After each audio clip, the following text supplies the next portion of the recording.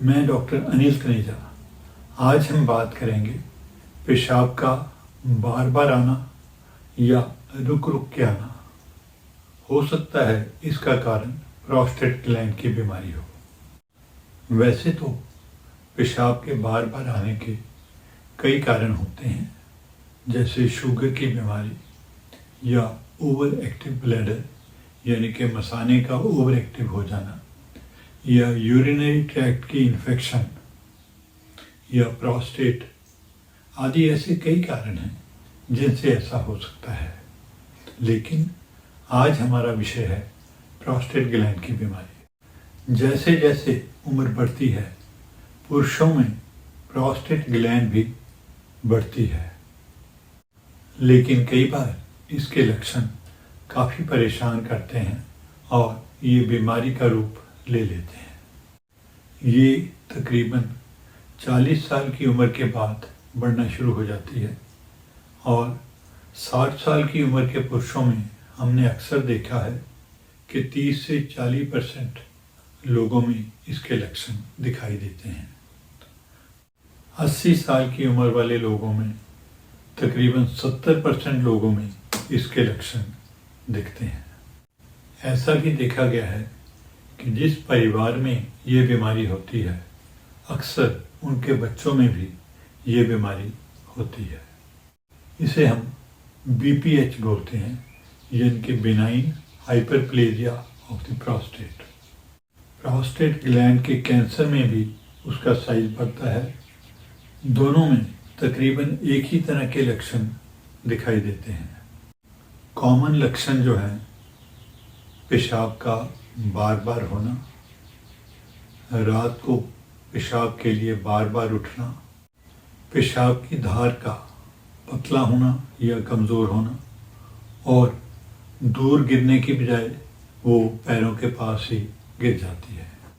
पेशाब करने में ज़्यादा समय लगता है और पेशाब बीच में बार बार रुक जाता है। जब पेशाब शुरू करते हैं तो उसमें कई बार देरी लगती है।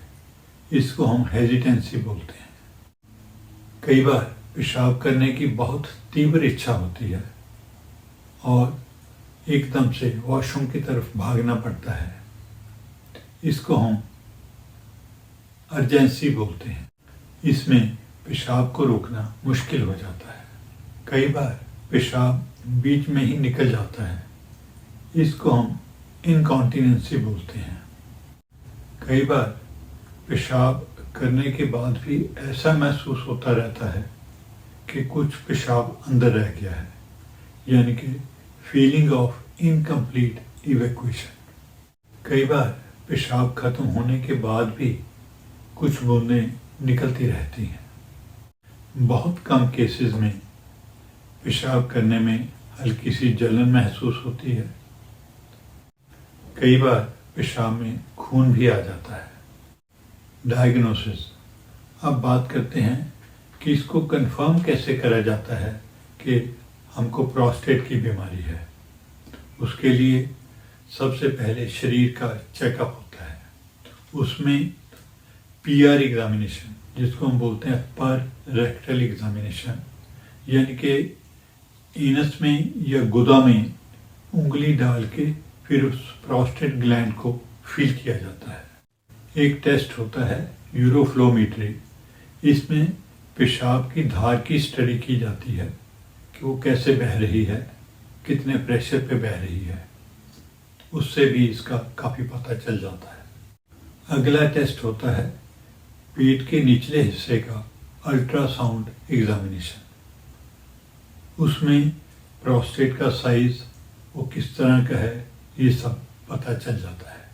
इसी तरह खून व पेशाब के कुछ टेस्ट करते हैं, जिससे ये पता चलता है कि ये बीमारी गुर्दे को खराब तो नहीं कर रही। अब बात करते हैं इलाज की। इसे 3 भागों में बांटते हैं: माइल्ड केसेस, मॉडरेट केसेस और सीवियर केसेस। यानी कि जो हल्की बीमारी वाले हैं, या उससे तेज या उससे भी तेज बीमारी वाले।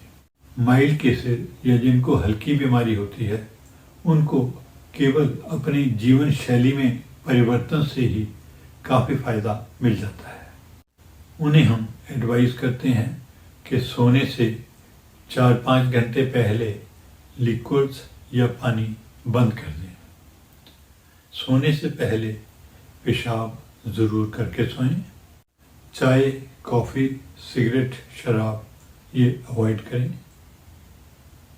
ज़्यादा पानी एकदम से मत पिएं, थोड़ा थोड़ा करके बार बार पी लें, वो ज़्यादा ठीक है। कई बार रात को लोग पेशाब जाके आके फिर एक गिलास पानी पी लेते हैं। हर बार ऐसा करते हैं, सो उनको बार बार पेशाब जाना पड़ेगा। बेहतर होगा कि रात को अगर मुंह सूखता है तो पानी का सिप सिप करके पी सकते हैं। पेशाब करने में जल्दी मत करें। पेशाब करने में समय लगाएं और जब तक पेशाब पूरा ना हो जाए तब तक वापस मत आए। पेशाब करते वक्त जोर मत लगाएं। पेशाब की जब भी इच्छा बने तो ज़रूर जाएं, पेशाब को रोके नहीं। सैर और व्यायाम ज़रूर करते रहें, शरीर को एक्टिव रखें। अगर मोटे हैं तो उसके लिए अपनी डाइट और एक्सरसाइज का खास ख्याल रखें। कब्ज़ मत होने दें। ऐसा देखा गया है कि कब्ज़ होने से इसके लक्षण बढ़ते हैं। कुछ दवाइयाँ हैं जो इसके लक्षणों को बढ़ाती हैं, जैसे कि कोल्ड की दवाइयाँ जिनको हम एंटीहिस्टामिनिक बोलते हैं या एंटी कोल्ड मेडिसिन्स। इसी तरह एंटी कोलिनर्जिक मेडिसिन्स जैसे हम पेट के लिए देते हैं, आदि आदि। काफ़ी लोगों को तो ऐसे जीवन शैली बदलने से काफ़ी फ़ायदा मिल जाता है, लेकिन अगर फ़ायदा नहीं मिलता या मॉडरेट केसेस हैं तो उनमें हम दवाइयाँ शुरू करते हैं। इसकी दवाइयाँ बहुत ही पोटेंट हैं, बहुत ही असरदार होती हैं। अगले दिन से ही मरीज़ को फ़ायदा दिखना शुरू हो जाता है। इन दवाइयों से प्रोस्टेट ग्लैंड का बड़ा हुआ साइज भी कम हो जाता है। याद रखें, ये दवाइयाँ बीमारी को जड़ से ख़त्म नहीं करते। जब भी छोड़ते हैं तो कुछ दिन में लक्षण वापस आ जाते हैं। ये दवाइयाँ सालों साल खानी पड़ती हैं, कई बार तो सारी उम्र भी खानी पड़ती हैं। इन दवाइयों का एक बहुत बड़ा साइड इफ़ेक्ट भी है कि ये मरीज़ की सेक्स लाइफ को काफ़ी नुकसान पहुंचाती है। मरीज़ को हर साल अपना चेकअप करवाते रहना चाहिए। अगर ये बीमारी बढ़ती है या कोई कॉम्प्लिकेशन आती है तो फिर इसका इलाज ऑपरेशन ही है। इसके ऑपरेशन में अक्सर पेशाब वाली नली के अंदर से जाके प्रोस्टेट ग्लैंड को पीस पीस करके निकाल दिया जाता है। अक्सर कोई चीरा या कट नहीं लगाया जाता। कॉम्प्लिकेशंस यानी कि इस बीमारी के अगर इलाज ना किया जाए तो क्या क्या हो सकता है। एक तो पेशेंट को बार बार यूरिन की इन्फेक्शन हो सकती है। मसाने में कमजोरी आ जाती है, यानी कि ब्लैडर में कमजोरी आ जाती है। कई बार किडनीज खराब हो जाती हैं। कई बार पेशाब बिल्कुल बंद हो जाता है, जिसको हम बोलते हैं रिटेंशन यूरिन। ये एक इमरजेंसी होती है। उसके लिए पेशाब के रास्ते नाली डालकर पेशाब निकाला जाता है। इसलिए अगर लक्षण हैं, तकलीफ है, तो इसका इलाज ज़रूर कराएं। इसे अनदेखा मत करें। इस बीमारी के लिए कुछ घरेलू नुस्खे भी काफ़ी प्रचलित हैं और कुछ असरदार भी हैं।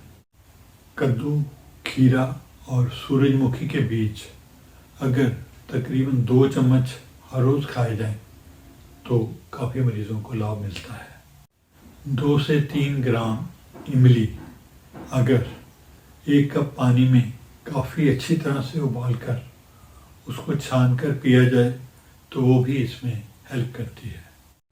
लाल टमाटर और ग्रीन टी ये भी इसमें फ़ायदा देते हैं। वो टॉनिक जिनमें सेलेनियम और जिंक होते हैं वो प्रोस्टेट ग्लैंड की बीमारी में अक्सर काफ़ी लाभ देते हैं। मार्केट में कुछ हर्बल पेटेंट दवाइयाँ भी मिलती हैं जिन्हें प्रोस्टेटिक सप्लीमेंट के नाम से बोला जाता है। वो भी कुछ हद तक हेल्प करती हैं। उनमें सापामेटो, पंपकिन सीड ऑयल, पाइजियम आदि इस तरह की चीज़ें होती हैं और कुछ लोगों में काफ़ी फ़ायदा देती हैं। अक्सर ऐसा देखा गया है कि ये सारी चीज़ें माइल्ड केसेस में ही ज़्यादा फ़ायदा देती हैं। अगर उम्र बढ़ रही है, पेशाब बार बार आता है, बार बार रुकता है, पेशाब करने में समय ज़्यादा लगता है, पेशाब बीच में ही निकल जाता है, तो कृपया अपना प्रोस्टेट का चेकअप ज़रूर कराएं, उसके टेस्ट कराएं और उसका प्रॉपर इलाज कराएं।